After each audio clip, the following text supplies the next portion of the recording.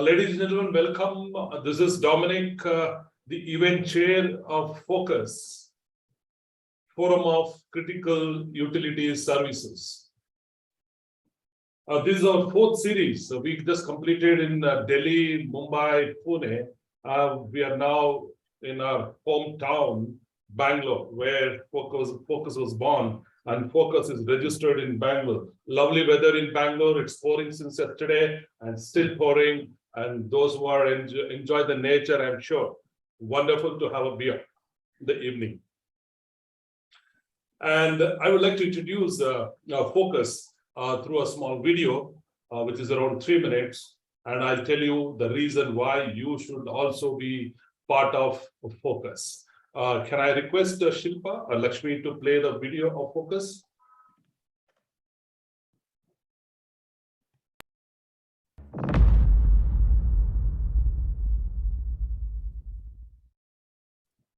We are delighted to present to you the Forum of Critical Utilities Services, the acronym of which is FOCUS.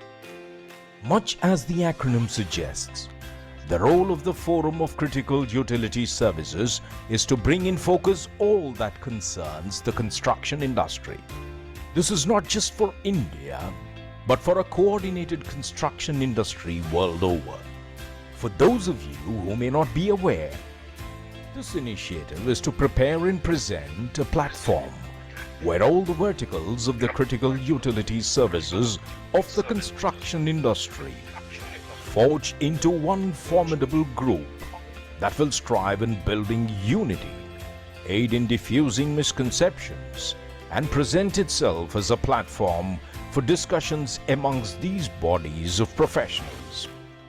Our efforts begin with drawing the strength from the fields of architecture, electrical, plumbing, HVAC, safety, fire, security, illumination, vertical transportation, IBMS and IT, solid waste management, and last but not the least, facility management. Bring them together and forge them into one strong wheel of change to deliver structures that stand in harmony with Mother Nature on planet Earth. And this, ladies and gentlemen, is our mission. Only when we come together and share our ideas and aspirations will we find the stumbling blocks. It is here then that when we are together and focus towards one goal, we will jointly be able to understand and address our challenges as one formidable force. And this is our vision. Our invitation to you is open. Come and become a part of Focus. It is your contribution and support to Focus that will make a difference to the new India that is being created. Let's join and make this the Bharat that we wear. Shining, prosperous, bright, and a true world leader.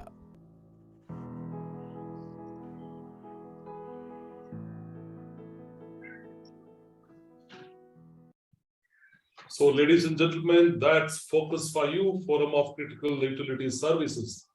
It's a global society.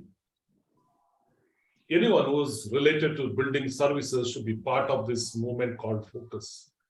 And we are very happy. Mr. B.S. Narayan is one of the founding member, and we have Jatin Shah, who is the vice chair of project management in Focus, and Abhishek, he heads the Focus as the vice chair of Pacifier. And we want to thank our sponsors, Orient Fire.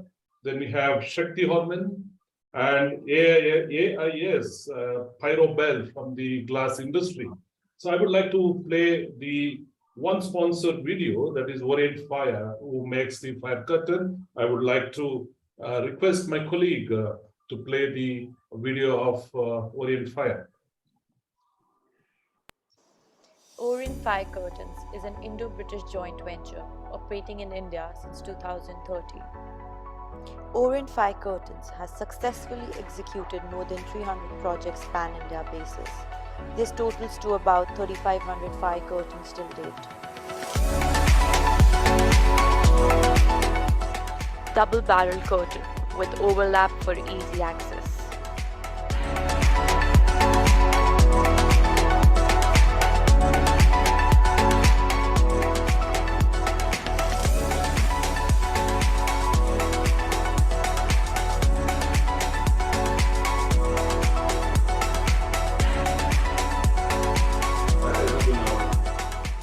Basement car park compartmentation.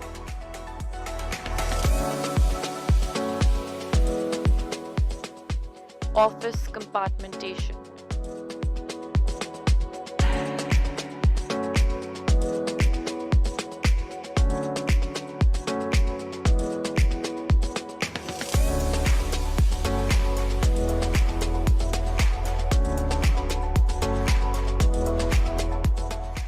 Staircase escalator compartmentation with corner support.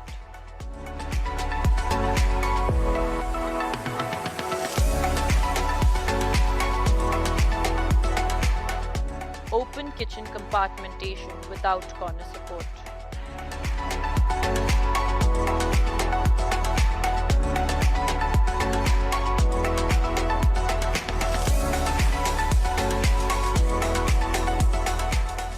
Staircase escalator compartmentation without corner support.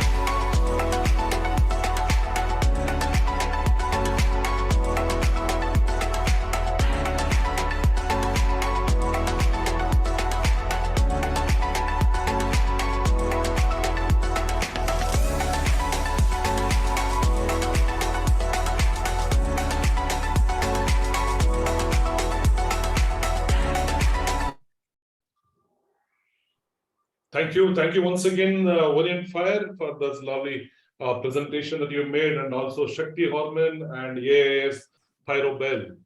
Let me want to introduce the distinguished panelist here. Just give me a minute. It's okay.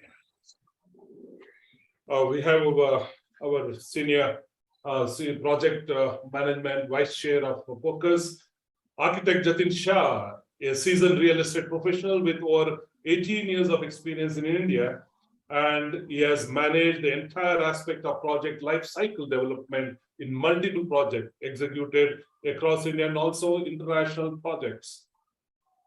With domain expertise in design, procurement, cost, and overall development, he has collaborated and led teams to provide value-add suggestions and inputs on technical due diligence. Sharing his experience, knowledge, and leadership skill across multiple projects, clients have benefited through the suggestions made by Jatin on cost, time, and buildability. That is Jatin Shah for you, ladies and gentlemen.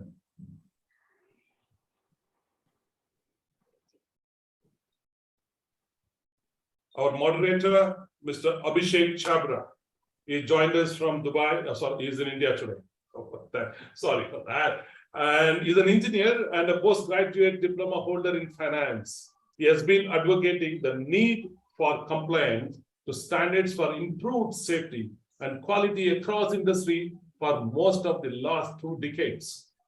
He has worked on several standards and codes development initiative, specifically with Bureau of Indian Standards, ASTM, UAE Fire and Life Safety Code, and Saudi standards. He frequently writes articles for magazines and publication, and his note on desert large-scale fire propagation test ensured fire-safe cladding was published in Journal of the Council on Tall Buildings and Urban Habitat, CTBUH.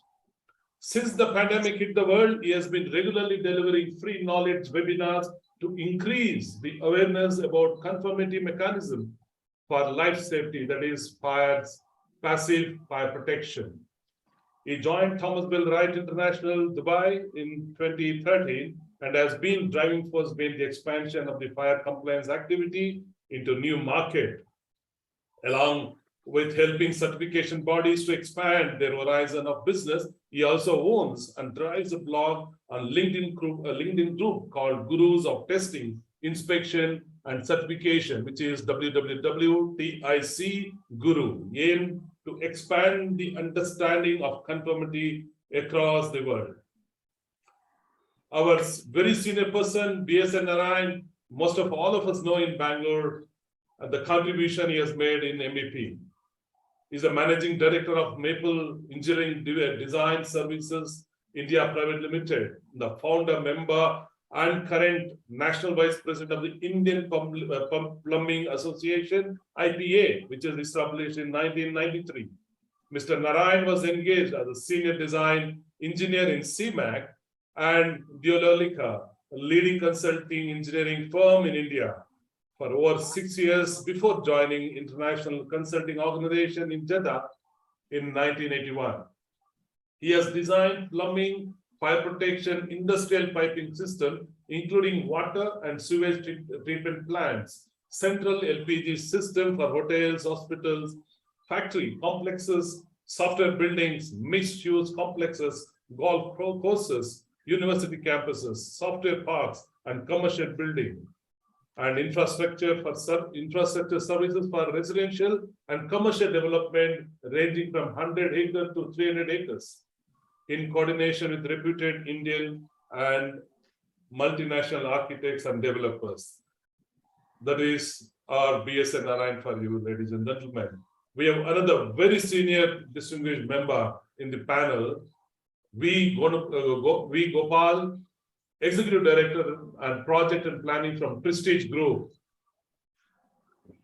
He is an engineer from RV, College of Engineering, has been with Prestige Group since March 1992. His professional career span over 37 years, with 30 plus years being at Prestige. He currently heads the project and planning team for about 700 qualified professionals as Executive Director, Project and Planning.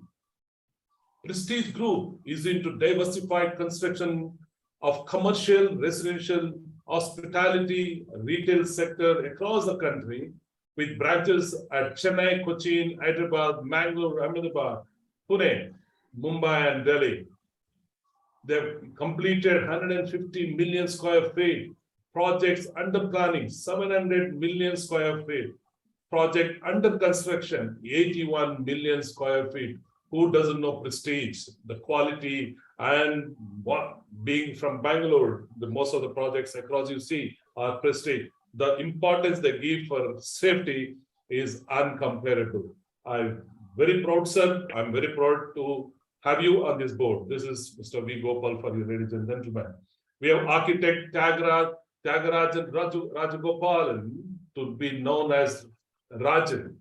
Rajan has 30 years of experience with leading practices in Singapore and India on a wide range of projects from 1995 to 1999. He was associated with Jurong Town Corporation, that is JTC, and architects team 3 private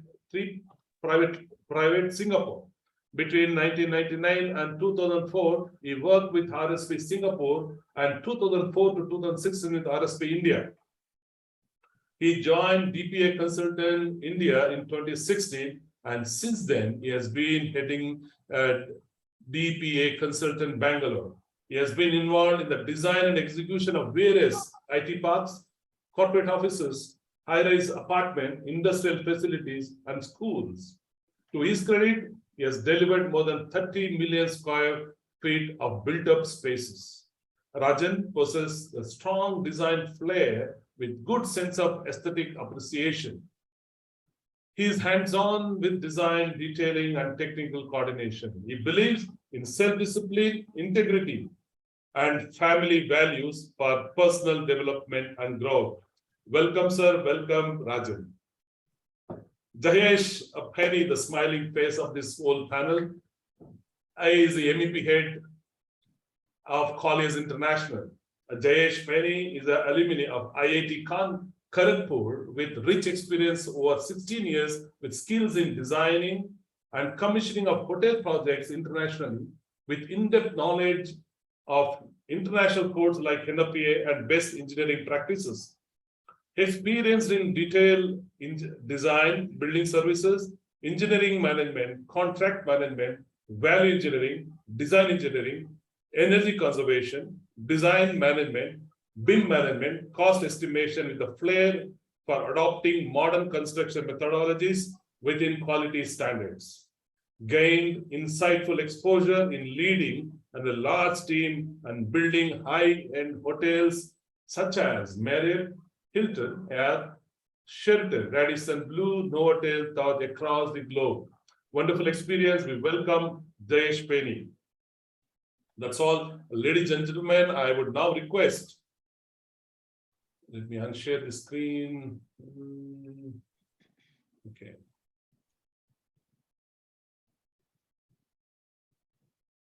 I now request Jatin Shah, our Vice Chair of Project Management, to give opening remarks. Later, Mr. Abhishek Chabra will take over to moderate the whole panel. Over to Jatin. Thanks, Dominic, for this warm welcome. I'll keep it very short. As Vice Chair Project Management, it actually excites me the amount of work and seminars which focuses concentrating on pan India. The idea is to actually educate and bring together a fraternity of professionals who are like-minded, and looking at the number of participants here, close to about 100, it's pretty exciting. Coming to the topic, I think Abhishek is an expert on this and is going to moderate it pretty well. But I'll just touch base a very few quick issues around why passive fire protections are important.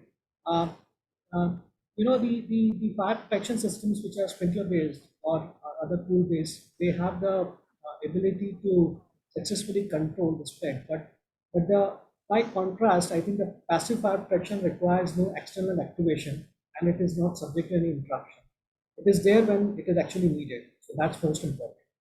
A passive fire protection also lends itself to being able to demonstrate the measures that have been put in the place to mitigate any fire spread, limiting any concerns or dependability or reliability. Passive fire protection materials are also very extensively tested to meet the requirements of environment they are installed. This is important in today's world also when we are talking about sustainability as an aspect. It ensures a longevity and also the ability to provide fire protection over the lifetime of the asset which is being protected. But yes, of course, we need to ensure that it's being tested time and again and it's put to the test and maintenance issues wherever it arises. It requires actually very less or very little maintenance from my experiences, unless and until a mechanical damage has been done. Passive fire protection is a proven technology with many decades of usage and millions of square meters of structure it has been used. So there are many such examples where fires have been successfully mitigated by a passive fire protection system, and as such is a performance from that perspective.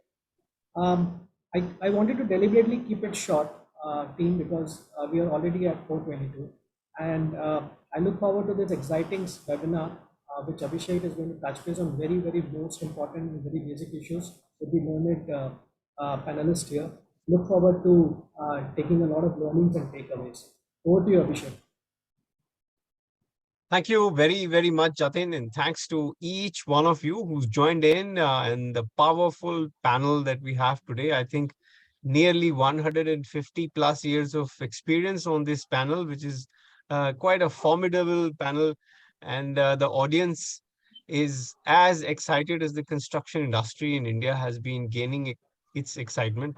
It is unfortunate that there have been several fire accidents that have been increasing in India. And I think it is time that people of our country start realizing and implementing the second inherent fire protection feature, which ideally can be inside every office and inside every home, is correctly installed as well as maintained. Yes, we are talking about passive fire protection, the means and measure which does not really require a functioning electric or power or water or any other chemical. These are basic installations that can save lives and save property when correctly installed.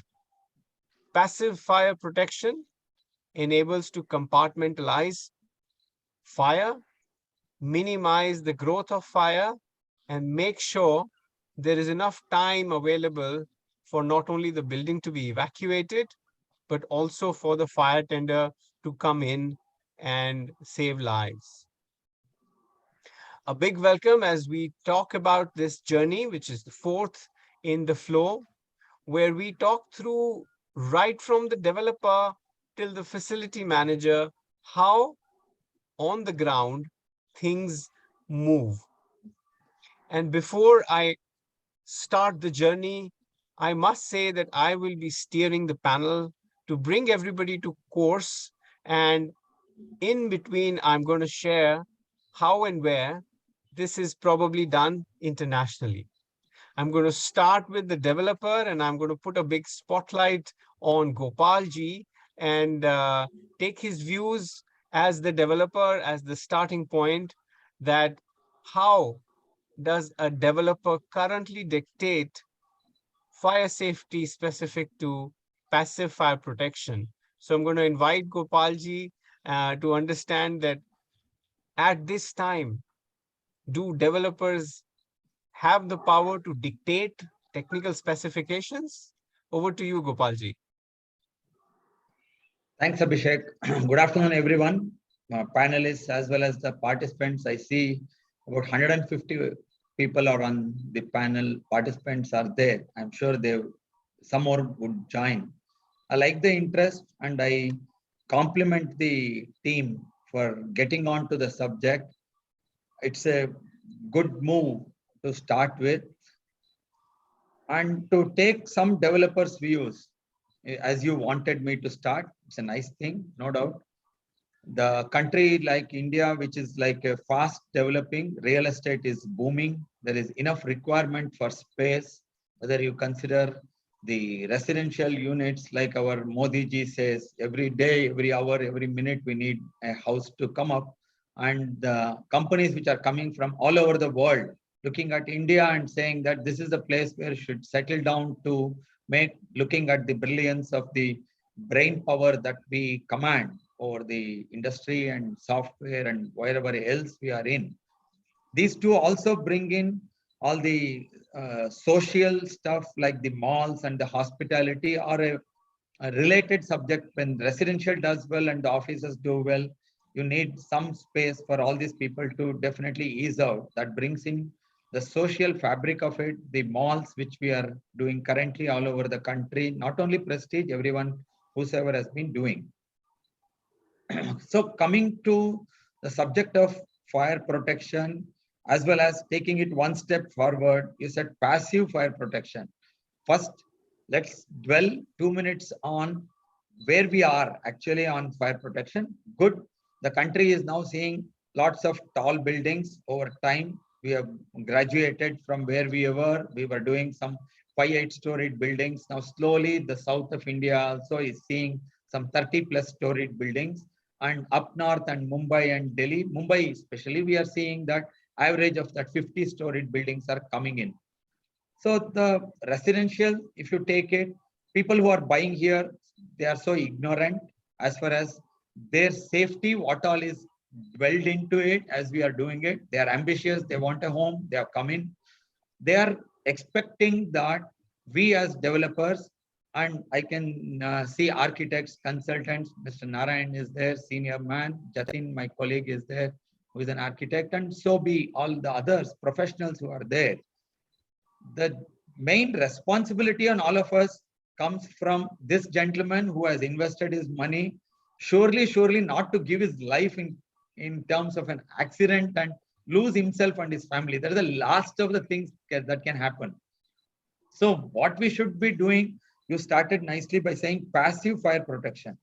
So the responsibility on us, especially when a developer is there. Obviously, you said that, do you dictate? Of course, we do dictate. The architects and consultants who are on the board, they should do the basic planning of making sure that one is the statutory and the regulatory side, what is essential to be done. Otherwise, your plan won't get stamped and you won't be able to start work. That is on one side of the story. The other side of the story is our basic responsibility to the buyer and the user of your premises. We will go with that premise. The architects of today, though they are also well traveled, they are also well educated, and today all our Googles and etc. are making us so well fed with information of what is done all over the world. Like you said, I'll brief you what's happening all over the world. So according to me, they are also well fed with information and knowledge. Things are becoming better, but there could be always that thing that you say we could have been much more better than where we are. So like you saw on the slide when the introduction was done on me, we are building about 70 million square foot just now currently, and 80 million square foot is on the drawing board. So this itself is one small component of the country's development, what is happening. But there are so many other players like Prestige who are also doing good work and big quantity. So make sure that the architects and consultants have a job responsibility of prescribing like a doctor. What is it that we should be doing to take this forward, our basic responsibilities, and what else can be done apart from having the sprinkler and the fire door, which we have been seeing all our life. We are seeing the same fire door. There has not been too much difference from what I saw 4 decades back to today. So let's do something new, something really efficient. The times are changing in all spheres of engineering. So be it in our construction industry too. I look forward from what Mr. Narayan has to say and Jatin has to say and all our other panelists. If you ask me, the developer, is he looking forward for doing anything better? Absolutely. Why not? And we definitely need to do, especially in this space of residential and malls. I think we have some more space. We are responsible to the people who are using it. And apart from this, what's happening in the office spaces, the multinational companies who are coming in, they are able to dictate also a few things that they are seeing it all over the world. Possibly that is bringing in little more discipline, I can say, on all the developers. But on the other two spaces, there is still some more chance for us to do better and save lives. Like you said, sadly, we are losing year on year. There are lives lost on fire accidents in this country. So we should all endeavor as a designers and people who are in the industry to see the basic thing of safety is given to the people.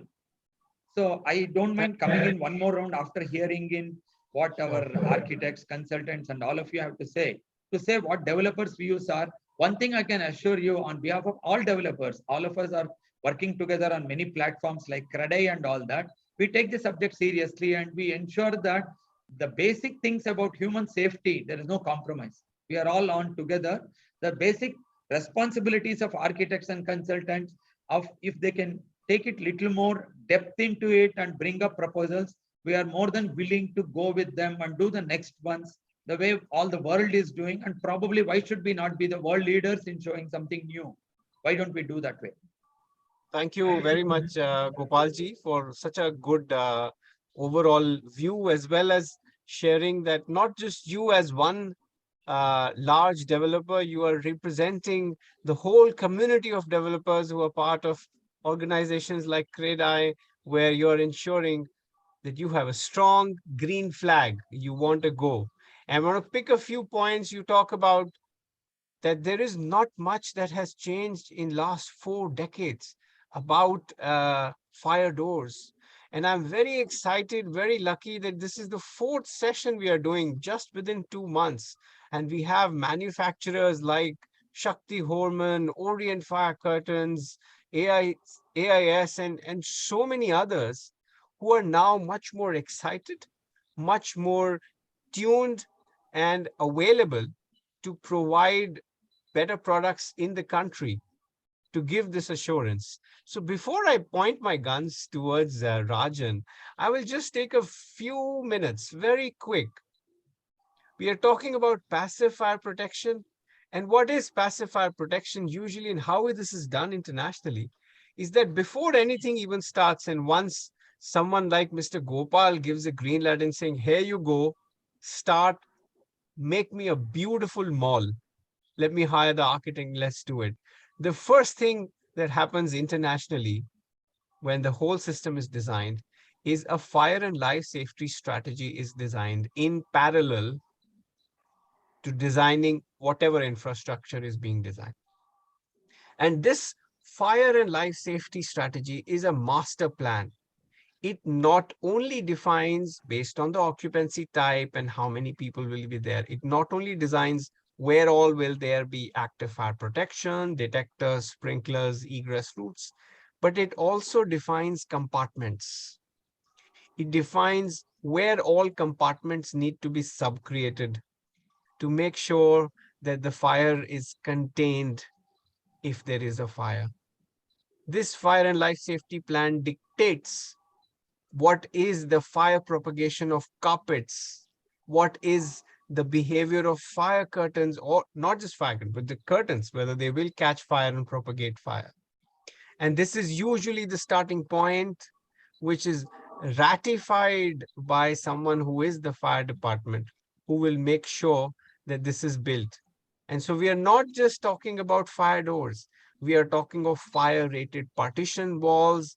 We are talking of all the systems when these fire rated partition walls are cut through to get the MEP works and each and everything when it is enclosed back. Usually and internationally, work does not start till this fire and life safety plan is firmed up. And then going forward, it is the blueprint for the contractor to place orders on specific things. This is what is required. And a PMC company will ensure fire rated walls, fire rated partitions, and each and every fire safety installation is correctly procured, correctly installed, and maintainable. So I want to ask the panelists, where are we now in the state of Karnataka, in India? So I point the gun towards Mr. Gopal, Mr. Raja Gopalan. Sorry, the names are very confusing. But it was rightly said, you know, the developer expects the architect to say, here you go. So I have one specific question apart from what I let you talk about, Mr. Tyagirajan, is that in India, when we are talking about passive fire protection, do you usually as an architect point only towards the national building code, or are there certain occupancy types where you may call in the NFPA or the IBC or any other international code or guideline to ensure fire safety is correctly enforced? So over to you, sir. Thank you, Abhishek. Thanks, Mr. Gopal, for that detailed view from the developer's perspective on the fire safety aspect. Yeah, Abhishek, when it comes to complaints to the fire safety measures in India, especially, National Building Code is the Bible. And National Building Code is no inferior to any other international codes. In fact, it is very stringent. As architects know, I have a very candid view on the passive fire protection measures. As you know, the architect is the captain of the ship, and as architect has assumed a lot more responsibility when it comes to complaints of the fire safety measures. See, there are three important things we need to understand when it comes to the passive fire protection measures, especially in terms of the expectation. One is that at the planning stage, and second one is the implementation stage, and third one is the continuous monitoring stage. When it comes to the planning stage, yes, we architects, we always follow the NBC, which is a prescriptive design approach, which enabled us to come out with the quick kind of design guide to come out with a proper compliant plan. But what happens, NBC does not provide the much needed design flexibility. Most of the times, we always encounter that we end up in a predictable designed service course. Currently, as per the code, it is not possible to design a visually transparent fire exit staircase or a lift lobby, which is something like most of the developers or the users, they always push for in the name of the wellness. I'm not sure whether it is permitted by the local authorities to use fire curtains or water curtains around the stairwell in lieu of the conventional solid partitions. I wish if we have the system called a waiver currently, like how in the other developed countries, where we can actually meet the fire officers, we do a pre-consultation and take waiver on certain provision by adopting alternative compliance strategies, which is a very common practice in abroad. The second thing is about the implementation stage. The implementation stage, it is very, very crucial. Still, the responsibility lies with the architect as well as the project manager. But very often I find that the specifications may get diluted or even some of the things might be get omitted. So this is where actually we are very careful, and as architects, we have to ensure that what is being specified, it is being built at the building. And also, more importantly, careful selection of appropriate finishing material, which is paramount when it comes to reducing the fire risk. Currently, we do not have any system to monitor the use of certified products, which really certifies to say that it can actually reduce the fire spread or even emit less toxic gases. I also hope one day we can move towards a self-regularization and certification process wherein the architect, engineer, and owner are jointly and severally responsible and accountable for fire safety compliance. This system is also in vogue in most of the developed countries. Finally, continuous monitoring and the sustenance of the fire safety is very, very important in my opinion. I have seen that many of the commercial spaces, especially when it comes to office buildings or interior fit-out scopes, are carried out at a later stage. And also there will be a lot of move in and move out during the course of the building. We should have a kind of a mechanism to make it mandatory for the tenant to apply a separate fire NOC before even he takes up the tenancy fit-out scope. At the same time, he also get the fire clearance certificate separately. Also, to ensure that there should be a mechanism to carry out an independent third-party audit check, something we call them as a registered inspector check before we go for the fire inspection. This can be carried out by the registered inspectors, maybe with the architect background and the MEP background, to separately check and certify the both passive as well as active fire prevention measures has been taken care of. Thank you, Rajagopalan. Many constructive ideas, very, very worthwhile. We know that the whole machinery in the country is a big ship, a huge ship. But I'm going to pick one point from Mr. Gopal as he started, when he said that whoever we are creating the infrastructure for, whoever we are going to sell it to, that individual or those set of people do not and would never want to pay money to get killed in a fire or lose it in a fire. And this is a very interesting point, because from here, it's very simple. And the moment we cross over to you as an architect is where it starts to get complicated, because we are talking of designing active fire, passive fire. We have an intention to follow the code, but we have a problem saying, well, the code is not very clear. I don't have access to a code authority where I can get a clarity of what is the practical aspect of it. And we continue towards an expectation that these systems should be audited, these should not be diluted, etc., etc. So before I go towards Jatin and ask some more difficult questions as the intensity becomes more complex, I want to keep it simple as well.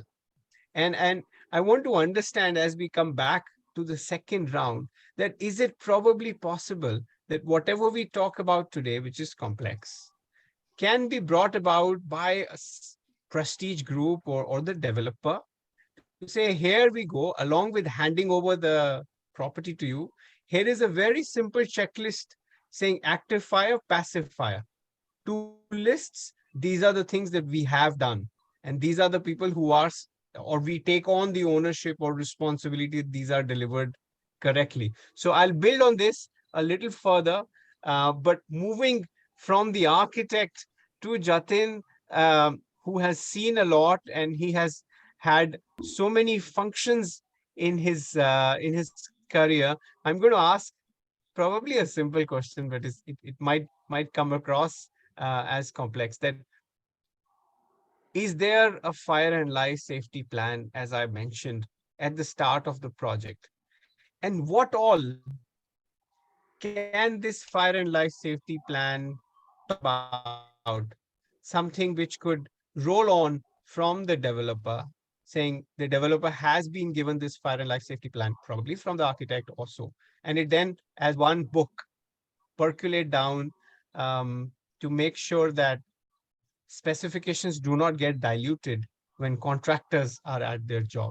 So I don't know if you get this question, but I want to stick to something which is called a fire and life safety plan, which can be a book, which can come across as a very complex document with thousands of drawings, but has the first set of pages, which is executive summary saying, what do I do in case of a fire? So over to you, Jatin. I don't know if this is getting complex, but there you go. Abhishek, you have actually hit the right chord there, to be very honest with you. And you touch base. Try to be a little closer to the mic and a Yeah, bit clearer. Yeah. am I audible now? Yes. Yeah, I think you touched the right chord, and you touched this topic of fire and safety plan yourself. When compared to what happens in say, Dubai or Malaysia, or what happens in the country today in India, right? The difference remains that in India today, most of us, as Rajan also pointed out, follow what we call as National Building Code or the guidelines set by the local fire force departments, right? And of course, experiences of the consultants who have been working in this field is what it ultimately counts to bring around a project documentation before we actually get into design, a project document which talks about the measures which possibly this building will be having to control fire or to, have. Your voice is not clear, Jatin. You need to either come closer Am I audible now? or do the magic wand or something if you have one. Okay, so what I was mentioning was that that's a document which we have with us, which we start with the project brief or the project basic specifications, and around which the whole concept of the building is being drawn out by the architects or by the related consultants. But this primarily is revolving around the National Building Code or the NFPA codes in case a tenant asks for it, or something which is called local fire force departments requirements to cater to. Obviously, the consultant's experiences and architect's experiences counts here quite a lot, and it helps us also from that perspective. But to be very honest, we don't have a booklet which talks really what is active fire, what are the systems of your active fire which you have put here, what are the passive fire strategies which you are going to adopt for the project, and how it's going to roll out eventually. Or there is no check which is being done by a third-party consultant regarding this fire safety plan. What all checks have been done are primarily by the departments, which is the government or the municipal or the local fire force department, and they approve the plans. So the whole strategy is around to get an approval from the department and to build it as per that fire approval, and not to deviate what is mentioned in the NOC, because ultimately we need to get the fire NOC, right? So the governing or the controlling factor in country is the municipal approving authority, not the FLS consultant which you talked about, right? Or a specialized booklet which you mentioned about. So yes, that we need to work towards. We need to walk towards it. It's been happening. I'm not saying that we are not. As Gopal rightly mentioned, there's a very quite a lot of significant progress which we have made over a couple of years, and thanks to a lot of MNCs who are coming in, who are all aware of what's happening outside. Those experiences are coming in here, and I'm sure we will reach to that spot very, very fast. Abhishek, very fast. Okay. We'll reach to the spot. At least we have reached to a spot now where we are talking about the complete system being tested for the fire and not just the product. At least the talks are going on where people, the developers, the consultants, the users are aware that I don't need to only talk about glass. I need to talk about the entire facade as a system. I need to not talk only about sprinklers. I need to talk about entire compartmentalization and the active and passive related to that compartments as a system. I did not only talk about ducting. I need to talk around how the penetrations are going to be close around that system. So we are talking now about systems. We're not only just talking about the products. So that's a good thing which is happening, and we are walking steps, and we are going to take better steps to reach to that level. I'm sure about it. Codes are going to improve. Because in NPC 2005 versus NPT 2016, Mr. Narayan was involved in that writing of the code, and he has done fantastic job along with his team. We have done good codes. I would say the codes are to the international standards now, and not any more prohibitive from that perspective. So yes. So that's fantastic. And that's really good to know where we are. Like, so we feel like having a fire and life safety plan. Some of us have, some of us don't. But I aim to maneuver this towards a very interesting direction. India is the mother of innovations in this decade. It has already begun. We are shaking all the industries. The startup scene is out of the world in our country. We are driving innovations, and now probably innovation wave has to hit the construction industry in a very big way. We are at a stage where the developers are more and more aware about fire and life safety as a concept. The developers always need a one up to the other. They're always trying to portray the value that they are bringing. And there are so many developers in the private space who are able to provide that value. So maybe an innovation where the developer claims that he is able to issue a simplified fire and life safety booklet to each tenant, which has a comprehensive deal. And this is something that they can demand from the architect, they can demand from the PMC company to create this documentation, which could be their USP against another developer saying, hey, I'm able to provide this document, which is like the mother guide to run this building, whatever this building is. So with this as seeding a very interesting idea, I'm going to move towards Mr. V.S.A. Narayanan. Unfortunately, Mr. Ravi Shankar, who is the Deputy Director of Fire and Emergency Services, had a personal medical emergency and is not able to come in. I'm going to ask Mr.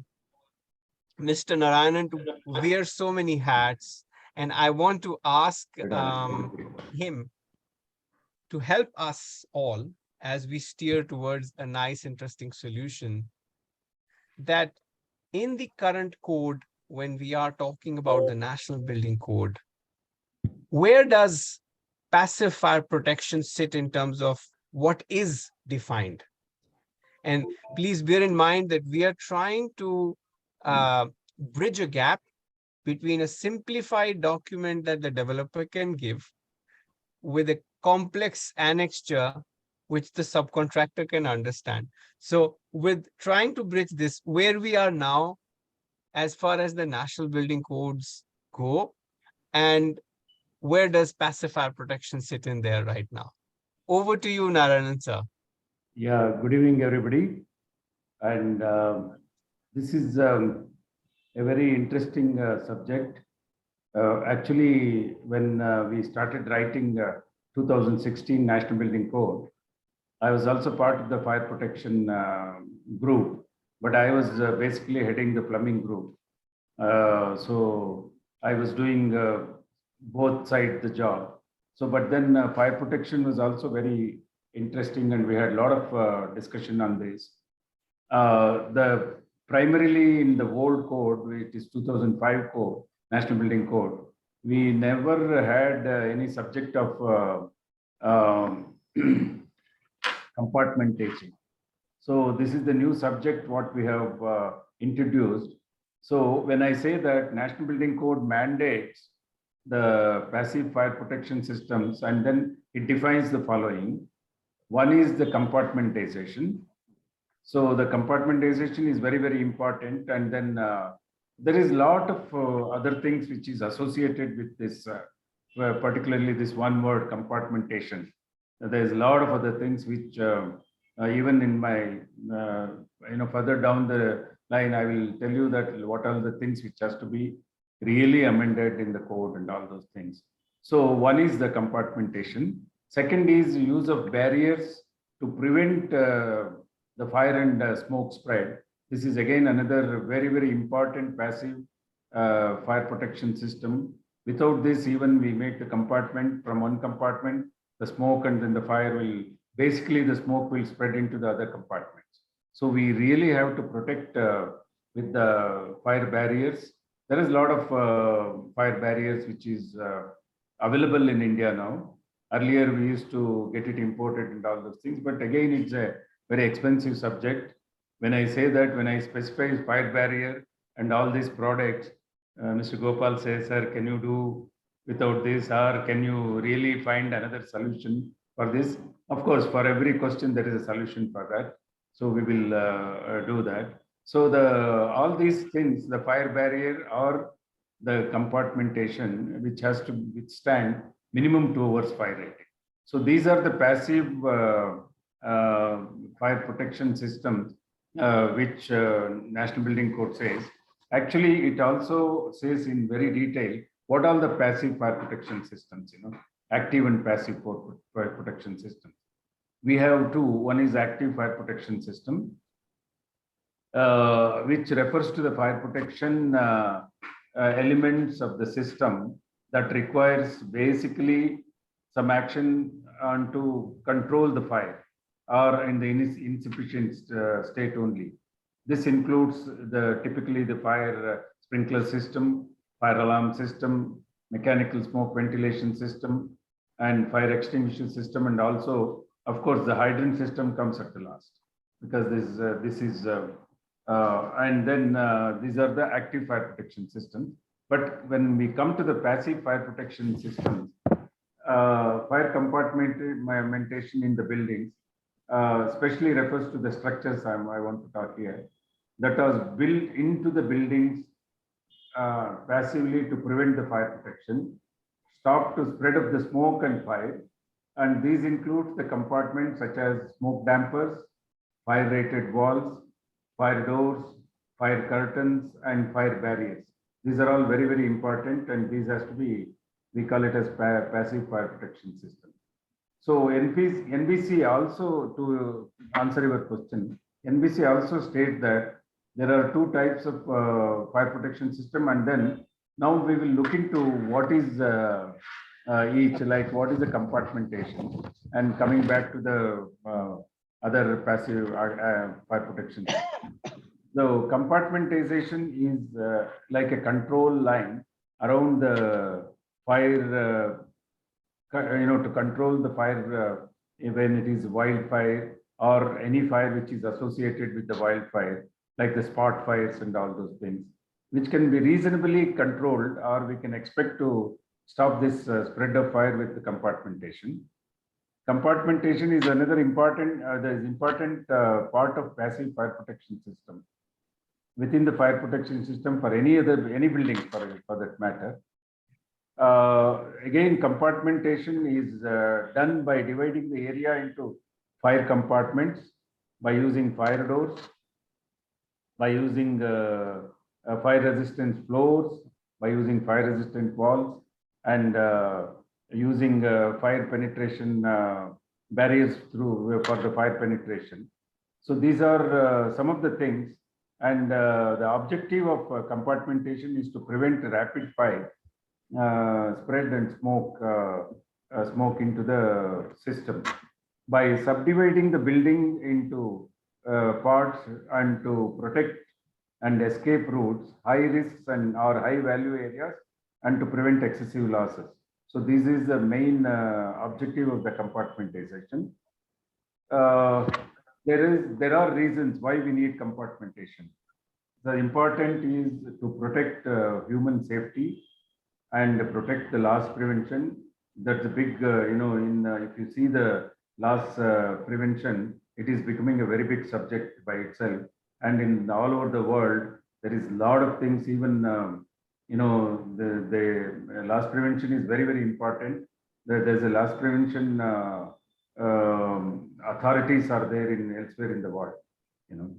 So, and then the finally quick extinguishment and the safe passage for the people who are really caught into that. You know?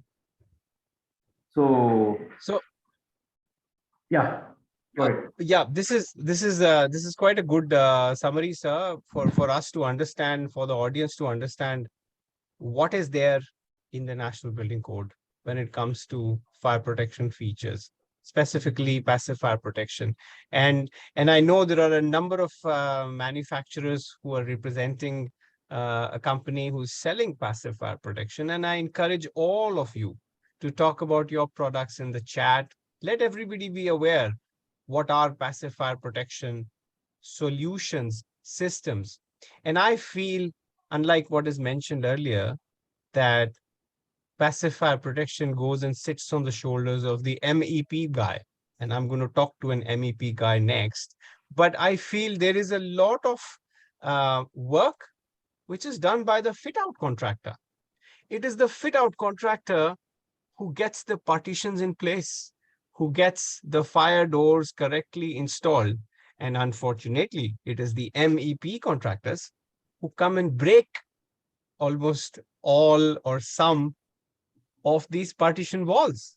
They punch in holes because the mechanical, electrical, plumbing, internet, and all other cabling needs to go through the building to allow the building to eat, drink, etc. So while as I maneuver the discussion from the point of view of Mr. Gopal, that I am the developer, I am not selling anything to anybody which is unsafe, period. This is the starting point, and how it goes all around, and how is it that we can do something from tomorrow. We can come up with a strategy and action tomorrow ourselves as functions that may steer this without having to try and say we want to move the giant ship of the country and say everything from tomorrow morning starts to be like this. So moving towards the end of the project, fit out contractors are gone. MEP guys have come in because we need the mechanical, electrical, plumbing to be there. So Jayesh, I have a simple question about the through penetrations. When the MEP is being done, who inspects this in the current scheme of things? Is there anybody, is there any stakeholder who takes the responsibility that the through penetrations are correct or not? At this point of time, and I'm talking very specific question because I want the audience to understand that when the compartmentation is built, maybe it's built wrong, but when it is built, there is someone who's paid money, which is usually 35% of the project. So you spend 100 crores, 35 crores is gone to MEP. So you pay somebody, some contractors, to break in all the compartmentation. Who takes responsibility in the current scheme of things that this compartmentation is correctly restored with through penetrations, etc.? Over to you, Jayesh. Difficult question. Or easy one, saying nobody takes care. Yeah, thank you, Abhishek, and respected panelist. So this was the case something around 4 or 5 years back, but things are changing after NBC 2016. Because even the NBC does not give a detailed description of things, but NBC gives a mandate. It has to be protected, to be the integrity of the fire compartmentation to be maintained for the penetration. So what we do is we prepare a project-specific checklist.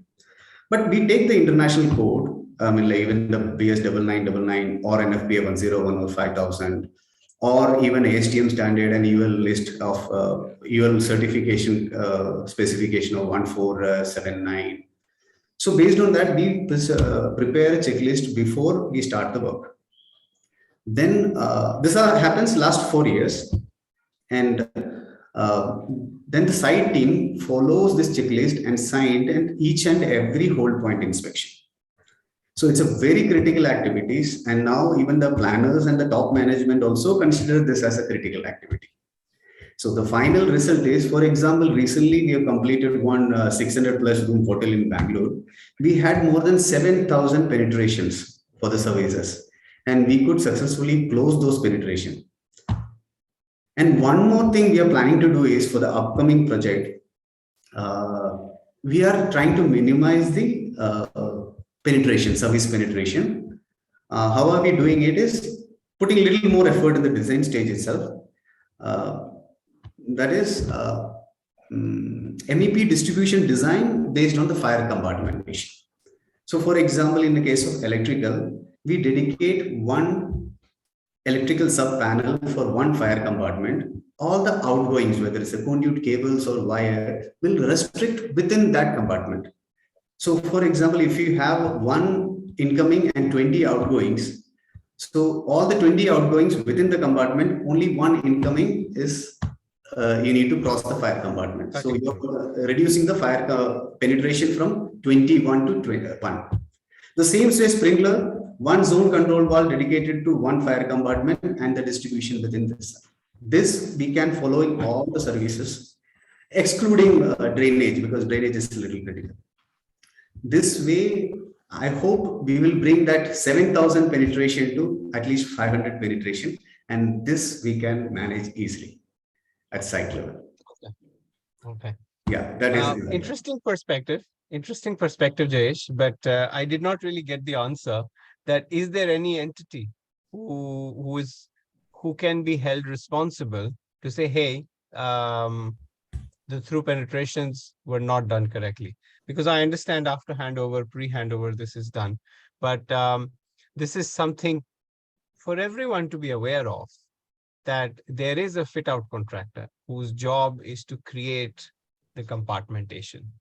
And he will make it as good, probably, as the architect wants him to, and as the contractor or the developer will pay him to. But this is where I want to touch upon one more point which came across in the discussion, which is about money, about the costs of getting a good passive fire implemented. And this is a very interesting topic, very close to my heart, because whenever we are talking about driving change, we will definitely incur costs, and it becomes more expensive. And this is where setting the bar changes the things. If there is a competition among developers about providing fire and life safety information so detailed to the tenants, to the buyers, there is a competition of bringing all of that out. And hence, it drives the system where everybody wants that fire and life safety system information out. And when that information is out there, then there is a competition about supply. And with the massive demand that we have pent up in India, I think all prices come down massively. It's only about creating that demand. So I'm going to run a very quick set of questions to each panelists. Very, very quick. I will give you probably a minute and a half to answer these questions. And I'm going to start looking at the questions only in the question and answer segment. I encourage each one of you to write in questions in the Q&A section only. We're going to take probably 3 to 5 questions which are related to passive fire protection. So over to you, Gopalji. Quick question, quick answer.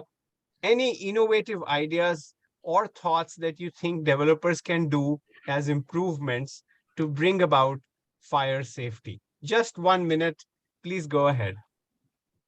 What we can look at is when we speak of passive, the architectural brief what we are giving and the liaison with the architect before it even reaches the consultant's hands to do the rest of the job.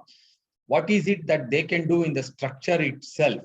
That is something that we can look at little more seriously from our side and stop there and not proceed further before we set this right. There are few things that the consultants cannot add any more value without even the architect having participated in doing what he needs to be doing. At DD stage, design development stage, I think we can play a little better role than before. One more line item is this authority which is looking at only the equipment, what is being provided and what's being done. We can work with the authority also we are looking at the entire system being improved. So through the authority, we can bring in some of their requirements, which also lists at looking at the structure itself. There are some states which are asking for, some states are not even asking for. So we can bring in some uniformity on that as a help to the overall betterment of the standards being upgraded. Thank you, Gopalji. Over to you, Raj Gopal. Is there any liability that comes on anybody? Like does the architect get a liability in case of a fire accident in India at this point of time? Yeah, of course, because architect being that originator of the design. Sorry, can you hear me? You need to be a bit louder. Yeah, see, architect being the originator of the design is directly liable for any safety of the building. And not only the architect, even I would say that the MEP engineer and the owner are jointly and separately liable. When it comes to the issuance of the completion certificate, architect has to actually just certify the building that he has checked all the specifications and ensured that the safety of the building is ensured. So that is where actually it comes. And also when it comes to our contract with the client, whether it is a developer or any corporate client, nowadays there's a growing awareness. They also hold the architect as a lead consultant responsible for the proper delivery of the project to compliance with the fire safety aspects. Okay. Thanks, Rajgopal. I must say some part of what you said was not very clear, but I understand you mentioned that there is liability on the architect. Unfortunately, the legal system in our country could take probably decades before an architect could be implicated, and hence architects are probably not that scared. Jatin, a quick question, a minute. Is there anyone checking the contractor's work for correct installation? Contractor Yes, no? themselves, contractor themselves, and finally to consultants. Yeah. So yes, there is a check Okay. which is happening to be, but from a passive, if you look at the, I'll give you an example: sealing of the shafts or sealing of the, the pipes or the conduits going between the two spaces, right? So that's primarily, it's a very important aspect. Generally checked by the contractor, no third-party testing, approved by the PMC at site, approved by the developer representative at site, but signed off, but no test done at site. I think we need to bring in some systems in place. I'm going to rush. I'm going to rush because we've crossed the top of the hour and we need to go to the questions. But I'm reminded of my conversation with my mother in India, where she would go out to buy vegetables like a lot of people in India do, the redewala who comes around in an era that has gone by probably. And she would ask the redewala, is the fruit sweet? Ye meetha hai kya? So of course he's the seller. He's not going to say the apple is sour. So the same thing is applicable to the contractor. If you leave the contractor to inspect his work, I don't think that's a good way. But that's the state of affairs. I think we have to drive some change. Quick question, Narayan, sir, and this is a question originally for Ravi Shankar ji. Does the fire department or somebody inspect a passive fire installation to be correct or not, and the current scheme of things? Yeah, actually, it starts with even from the approval stage. When we submit the drawings, after the architect prepares the drawing, and then we will prepare the fire plans or fire submission drawings. And they are very strict about that.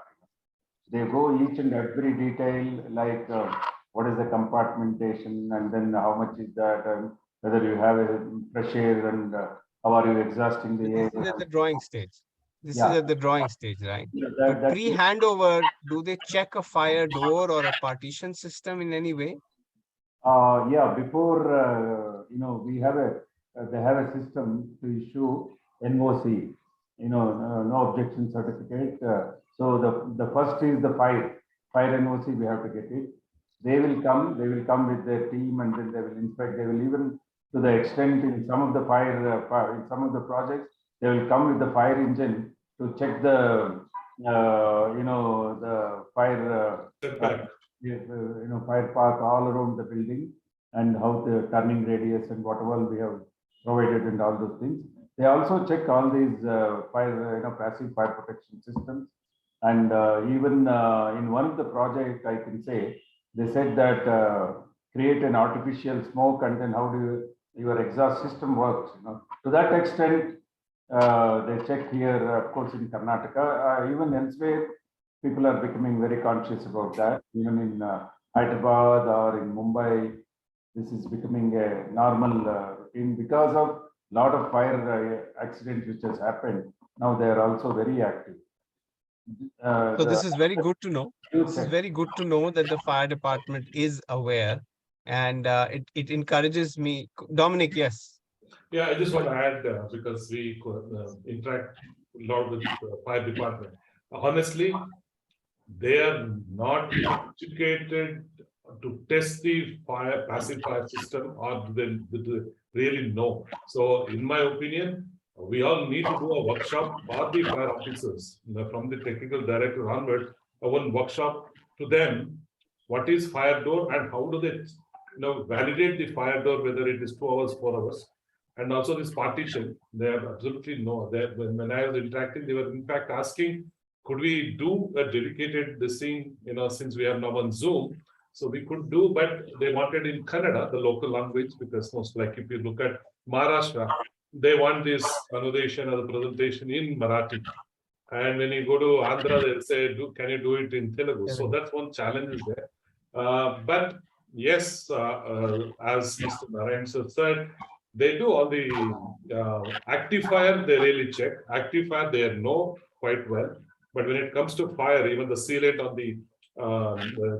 the shaft, I don't think they've really tested.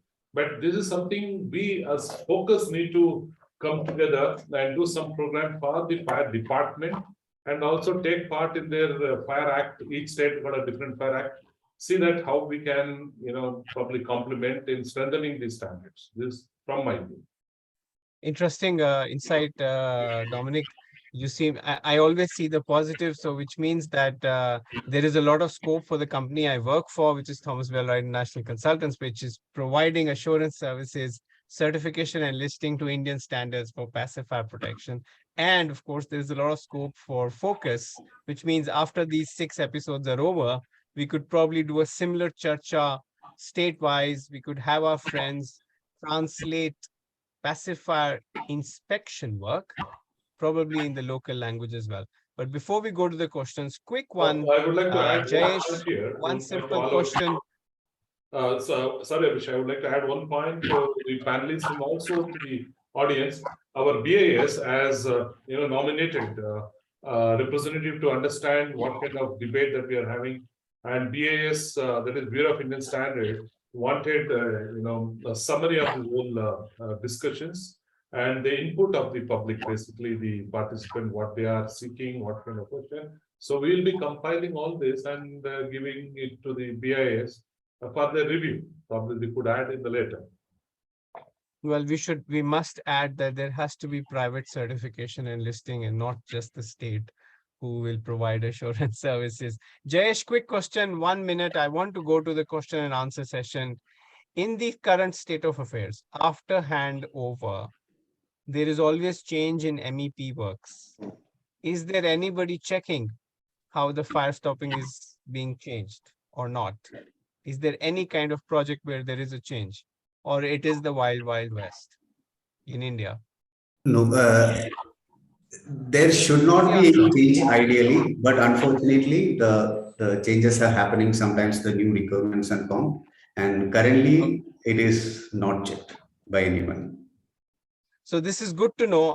I mean, I had a feeling for it, but I want people in the audience, as well as the owners, the developers, that all the effort that we do in designing good passive fire protection can potentially go down the drain, literally the drain, when after handover, somebody is hired to break the wall and install an internet cable or a light or something. So it's good to know we must keep this in mind. I can see a lot of people, I can see Jatin smiling. I don't know if I wanted to add something, I just want but to add that I think it will be a good idea to get the fire department to inspect after every space is fitted out and issue the floor-wise absolutely. And certificate. I think that's a great idea. And probably there is an amendment required in the Fire Act of each state that every 5 years, every 3 years, there has to be an inspection that needs to be done about, hey, what happened about. So let me quickly go towards the questions before we, I mean, we are already crossed an hour, and I know Dominic is kind of silently poking at me. Chalo, questions. So let me go towards the questions now, and I'm going to try and pick up some questions and maybe pass some of these questions to the panelist. Um, So Ramakant Sharma wants to know strategies made by the government to make awareness on pacifier protection is not touched to great extent any latest law which will reflect in India. I'm not aware any law that is happening, sir, which is bringing about awareness on pacifier protection. I think Anybody? Mr. I don't VSN think there is any I think such law. VSN can answer that. Sorry? Sorry? Can I answer this question, sir? I think since you Yes, are sir. part Yes, of sir. Please, sir. NBC, yeah, I think. Yeah, actually, there is no law like this. And even this subject was introduced, the passive fire protection system is introduced only in 2016 in the National Building Code. And as such, there is no law or anything that you have to really do this or do that and all those things. You know very well No. that National Building Code is not a mandatory document. It is only recommendatory. So we are also trying, everybody is trying to make it mandatory. Then we can only introduce a lot of laws and then clauses, you have to do this and then do that and all these things. So right now, Correct. no.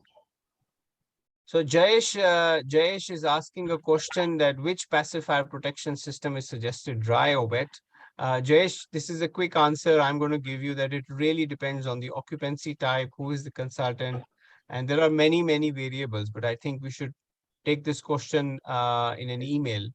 Is there a specification? Sushant Kumar Ali wants to know, is there a specification for construction of a 4-hour fire rated wall? Susanta, I know we can test 4-hour fire rated walls in the laboratory. If it is used using block work, I know from my experience that once the chemical composition changes, there are times that just concrete blocks may not even achieve the 4-hour fire rated walls. And the same goes for partition walls, which are used by using gypsum boards or glazing. They all need tested. And there are certain occupancy type which require a 4-hour firewall. Narayan sir, is there an occupancy which calls for a 4-hour fire wall, if you would know? Yeah, there are, but it's very highly technical. I don't think we have a specification for that. Up to 2 hours Right. it is readily available, and the 4 hours is something special, Yeah. The specifications is yet to. I think I can answer this. In NBC only, the module 4, there is an annexure and there which mentioned for 4 hours also how to build it. It is complicated, as Narayan sir said. But if somebody wants to build it for a boiler room or something, there is a specification available in NBC. There's a question by Garima Jindal, and I think we can probably take this question offline, and maybe Jayesh can answer this later. Please help me understanding on using fire retardant cable that can withstand fire for 7 hours for fire equipments, as the equipments are only 2 hours fire rated. What is the purpose of such cables? Yeah, I can answer this. I'm For not the aware of this. fire alarm system, it asks for only 2 hours. And for the public addressal system, it's asked for only half an hour because NFPA specify, even India also, Indian code also, specify, like assume that within half an hour we'll be able to evacuate the building. But fire alarm system, it 2 hours. And for NBC, this FRLS conduit, it's not considered at all in NBC code. It is, if it is exposed conduit, it has to be MS conduit or metal conduit, and concealed conduit, you can go with PVC conduit. No FRLS conduits are considered. I'm going to skip some questions and try and come back to you in emails, because some of the questions relate to code evaluation, which is not something that is the strength of the focus of this group. Fire NOC regarding water curtain system in warehouse project. Jay Yadav has asked this question. Jay, I think it would be good that you write an email. The question is not very clear. Mr. Srinivas asks, Mr. Jayesh had mentioned certain American European standards for fire protection. Can it be repeated, Jayesh? Could you repeat that, please? Yeah, the British standard where all the Europe follow BS 9999, and the American standard is NFPA 101 and NFPA 5000 for passive fire protection. And in India, National Building Code of India 2016.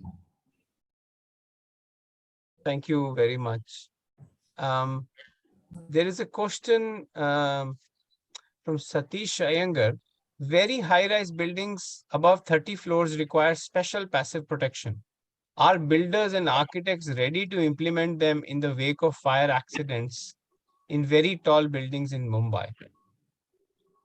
Yeah, this also I can answer. Every 22nd floor has to be a fire check floor as in Mumbai, because it's implemented only in Mumbai, because there are a lot of high-rise buildings are happening. Every 22nd floor, it has to be a fire check floor.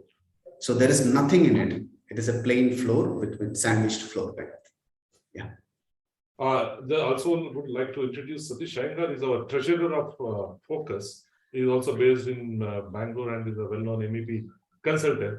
So the very, very valid question that is asking whether special protection is implemented by architects and builders in India. In Bangalore. That's the question.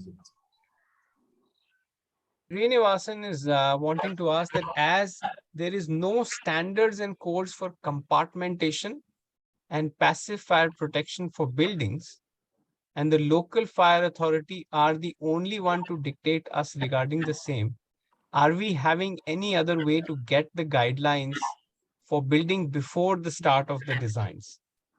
I'm going to pass to Mr. Narayanan, and all I can say is that there are, from what I know, there are test standards and product standards for passive fire protection dictated in the National Building Code of India.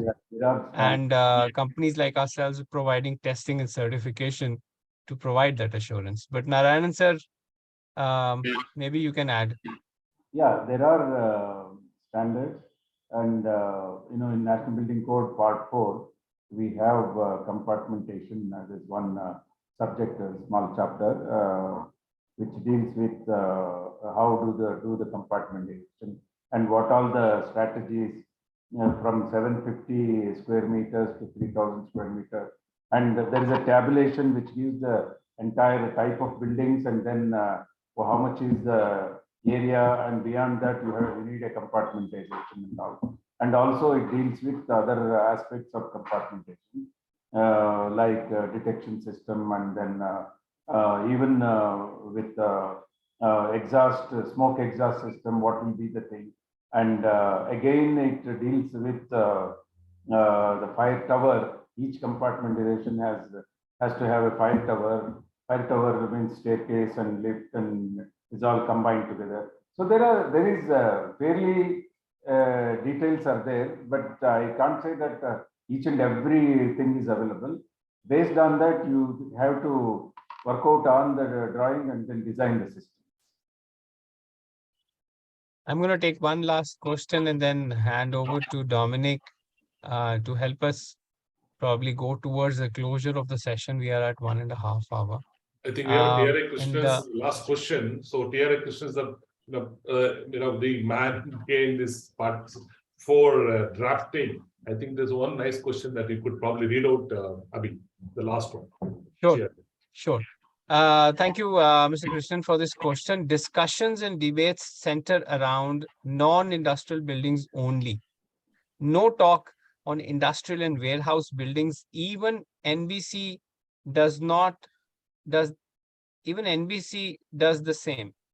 Passive protections are required for these occupancies too. Thank you so much, Krishnan sir, for this. This is of course very, very important.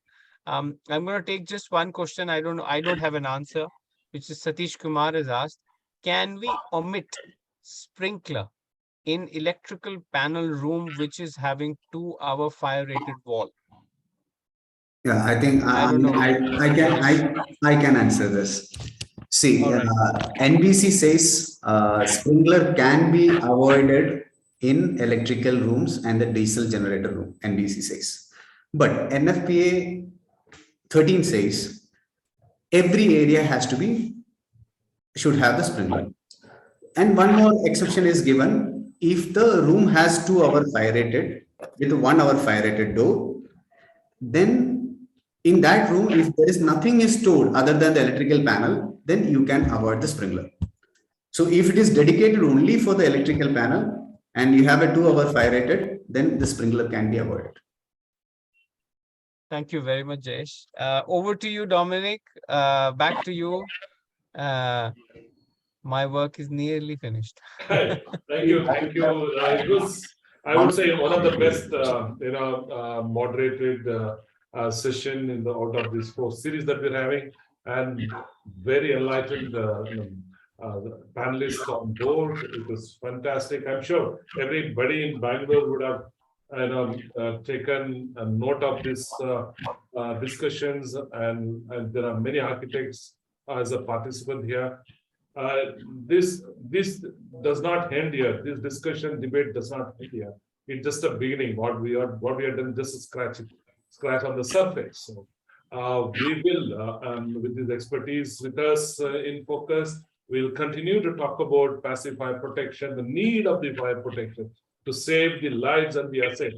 It's a very important subject. So next we are moving to Chennai on 30th of September, and after the last series in Kerala. So from Chennai we go to Kerala. With that we complete all our series. And if any suggestions, anything that again we would like to continue with the passive fire discussion, so please feel free to comment. And I also request on behalf of the entire panelists, everyone to join Focus. Focus stands for Forum of Critical Utility Services, bringing all the building related professionals under one platform, because every building is becoming smart. Unless you don't talk to each services, you don't integrate them, the building cannot be smart. So to become a resilient building, to become a sustainable building, we need to talk to each other. Every professional need to come together, and this body gives that platform to all of us. Once again, wonderful day, wonderful weather in Bangalore. We have a long weekend. Join me for a beer if you are somewhere in Bangalore Road on this Saturday. I look forward to see you again. Wonderful. Thank you. Lovely to have you all. Thank you very much. Please join Focus. Thank you. Thank you very much. Thank you. Bye, everyone. Bye-bye. Thank you all. Thank you.